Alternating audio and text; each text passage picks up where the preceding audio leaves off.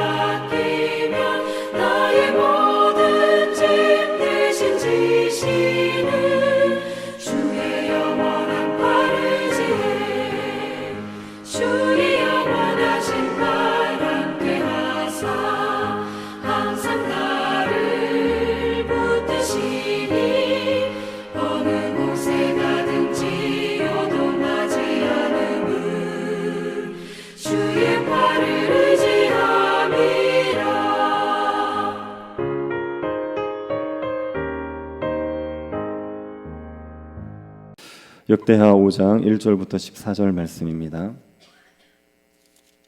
역대하 5장 1절부터 14절입니다. 찾아서 한 절씩 기도하겠습니다. 찾았으면 기도하겠습니다. 솔로몬이 여호와의 전을 위하여 만드는 모든 일을 마친지라. 이에 솔로몬이 그의 아버지 다윗이 드린 은과 금과 모든 기구를 가져다가 하나님의 전 곳간에 두었더라.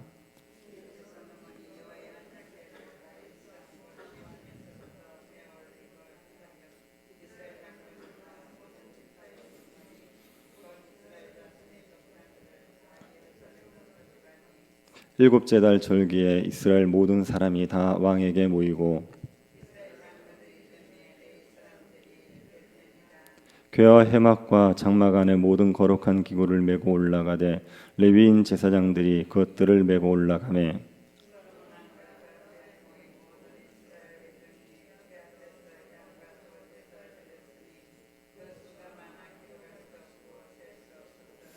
제사장들이 여호와의 언약궤를 그 조소에 메어 드렸으니 곧 본전 지성소 그룹들의 날개 아래라.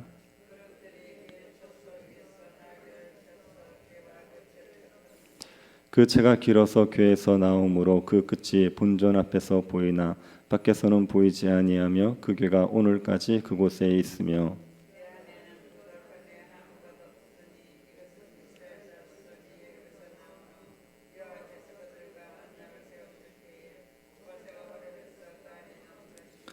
이때에는 제사장들이 그 반열대로 하지 아니하고 스스로 정결하게 하고 성소에 있다가 나오매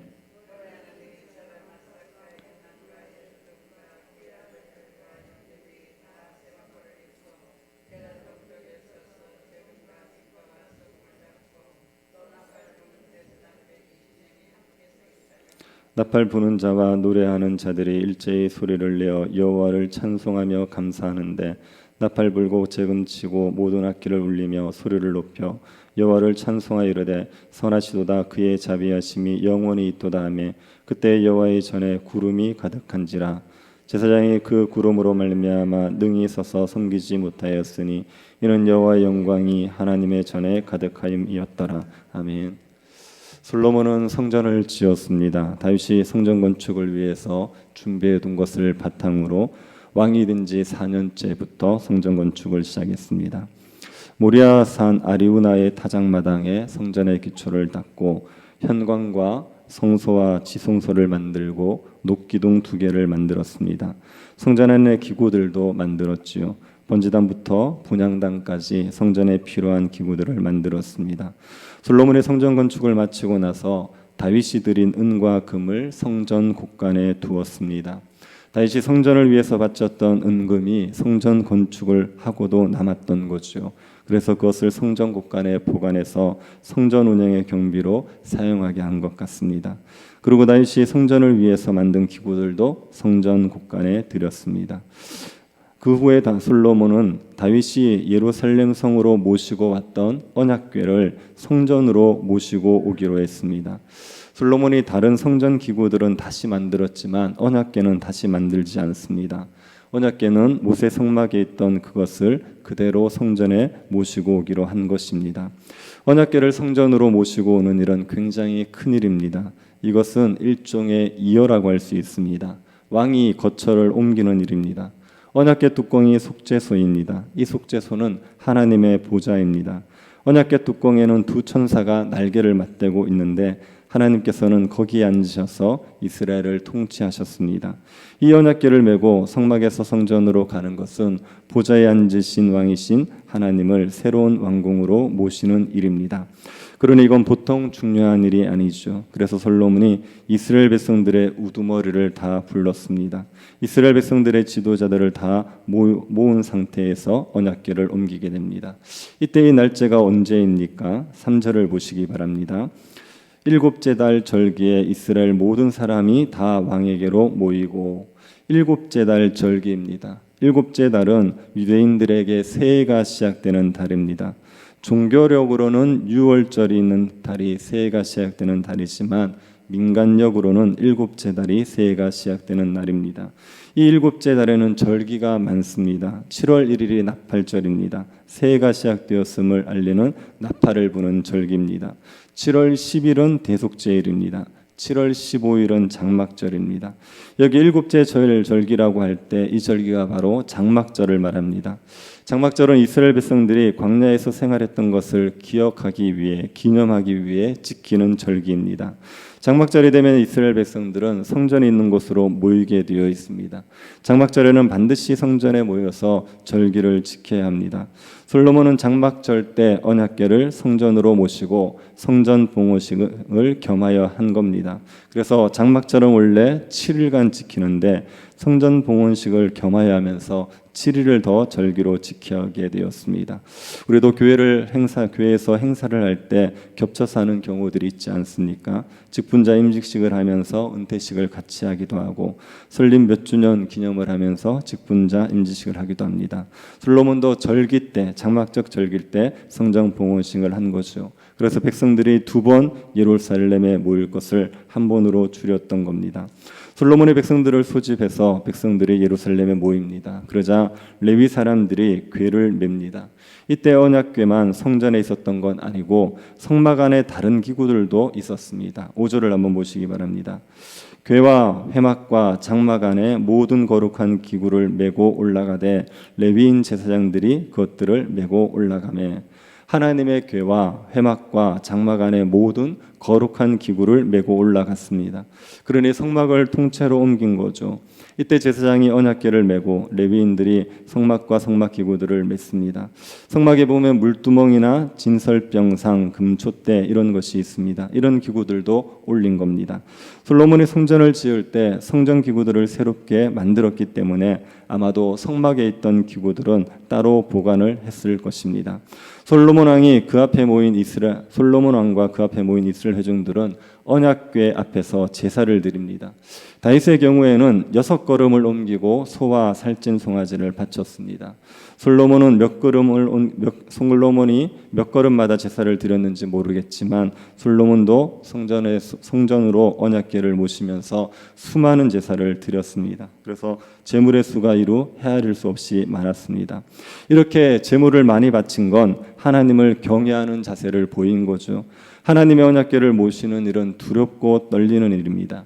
다윗이 언약궤를 옮길 때 웃사가 죽는 일이 있지 않았습니까? 그러니 언약궤를 옮기는 일은 두렵고 떨리는 일이기 때문에 솔로몬은 힘을 다해 하나님께 제사하면서 언약궤를 모셨습니다. 그 언약궤를 성전의 지성소에 모십니다. 지성소에 있는 그룹 천사들의 날개 아래에 모셨습니다. 지성소의 폭이 20규빗입니다. 여기에 날개 하나가 5규빗인 천사들이 세워져 있습니다. 날개 2개를 펴면 10규빗이고 2천사가 있으니까 날개 길이가 20규빗입니다. 이쪽 벽에서 저쪽 벽까지 닿습니다. 이 천사 밑에 언약궤를 둔 겁니다. 그런데 언약궤의 채가 길어서 지성소 밖으로 빠져나왔습니다. 그래서 성소에서 보면 채가 보였지만 성소 밖에서 보면 채가 보이지 않습니다. 채가 빠져나오면 이것을 빼버릴 수 있지 않습니까? 그런데 그것을 빼지 않고 그냥 두었습니다. 이것은 하나님의 말씀에 따른 겁니다.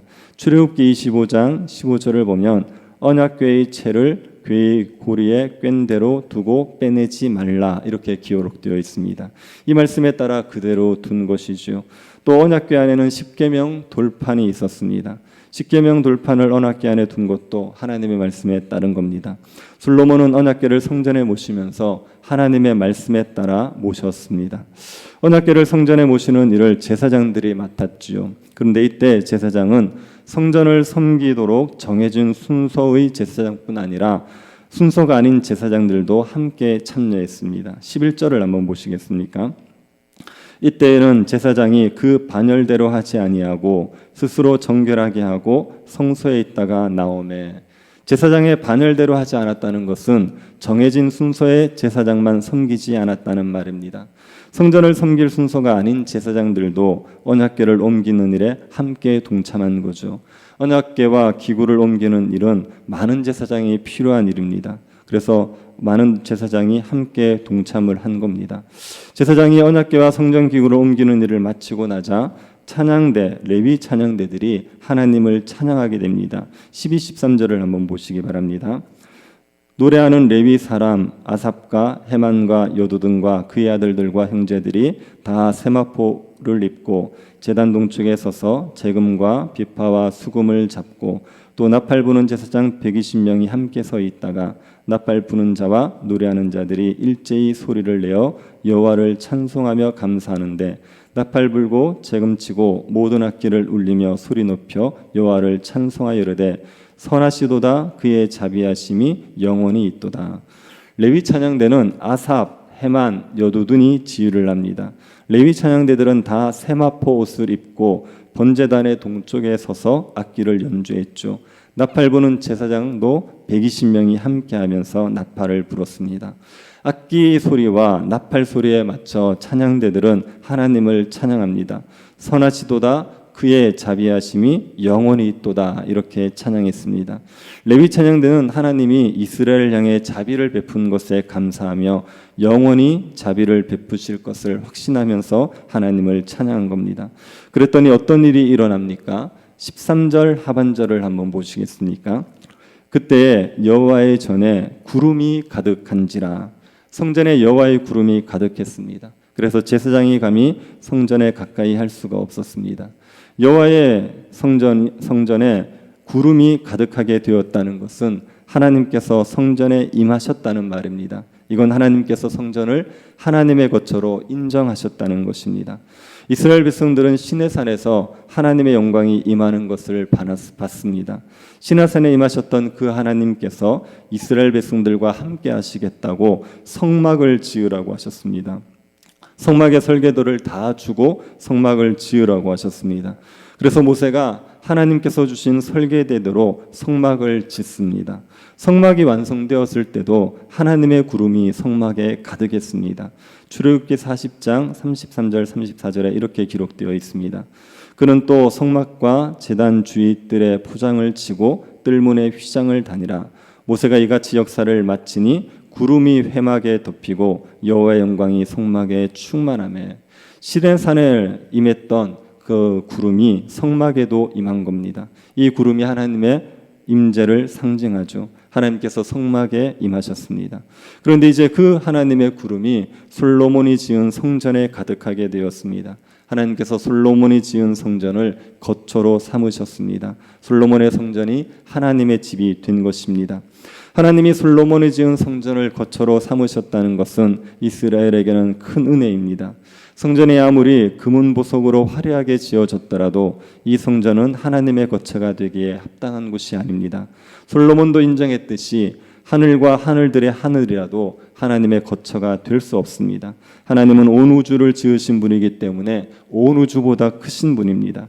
그 하나님이 어떻게 사람이 지은 집에 거하실 수 있겠습니까? 금은 보석으로 치장을 했더라도 사람이 지은 집은 하나님의 거처가 될 수 없습니다. 그런데 하나님께서 이 솔로몬의 성전에 거하시겠다고 하신 것은 하나님께서 자신을 낮추어 주신 거죠. 이스라엘을 위해서 자신을 낮추시고 성전에 거해 주신 겁니다. 솔로몬의 성전에 거했던 하나님이 오늘날은 우리와 함께 하십니다. 교회와 함께 하십니다. 하나님이 교회와 함께 해주시는 것도 큰 은혜죠. 우리같이 죄 많고 초라한 사람들과 함께 해주시는 것이 은혜입니다. 하나님께서 우리와 함께 하시면 하나님은 우리에게 영원히 자비를 베푸십니다. 우리의 죄에도 불구하고 하나님께서 한없는 자비를 베푸셔서 우리가 하나님 나라의 복을 누리게 하십니다. 우리가 이 하나님의 은혜를 알고 하나님을 찬양할 수 있기를 바랍니다. 솔로몬의 언약궤를 옮기면서 수많은 제사를 드린 것처럼 우리와 함께 하시는 하나님께 날마다 찬양과 감사 예배를 드릴 수 있게 되기를 바랍니다. 하나님은 선하시며 그 인자심이 영원히 있도다. 그렇게 하나님을 높이면서 하나님이 주시는 하나님 나라의 복을 마음껏 누리며 살아가는 주의 백성들이 될 수 있기를 간절히 바랍니다. 자비하신 하나님, 우리 같은 죄인들과 함께하여 주시고 우리에게 자비를 베풀어 주시니 감사를 드립니다. 하나님이 함께하심을 기억하고 날마다 주님을 바라보며 의지하며 하나님 나라 복을 누리며 살아가는 백성들이 되게 하여 주옵소서. 우리에게 인자를 베푸시는 그 하나님을 날마다 찬양하며 살아갈 수 있도록 우리에게 찬양과 감사를 풍성케 하여 주옵소서. 걸어가신 예수님 이름으로 기도드립니다. 아멘. 하늘에 계신 우리 아버지여, 이름이 거룩히 여김을 받으시오며 나라의 임하옵시며 뜻이 하늘에서 이룬 것 같이 땅에서도 이루어지이다. 오늘날 우리에게 일용할 양식을 주옵시고 우리가 우리에게 죄 지은 자를 사하여 준 것 같이 우리 죄를 사하여 주옵시고 우리를 시험에 들게 하지 마옵시고 다만 악에서 구하옵소서. 대개 나라와 권세와 영광이 아버지께 영원히 있사옵나이다. 아멘. 오늘 맥주주의를 위해서 기도해 주십시오. 감사의 찬양을 드릴 수 있게 해달라고 기도해 주시고 새 교회당 건축을 위해서 기도해 주시고 주일학교 여름 사역들 위해서 기도해 주시고 개인적으로 기도하시기 바랍니다.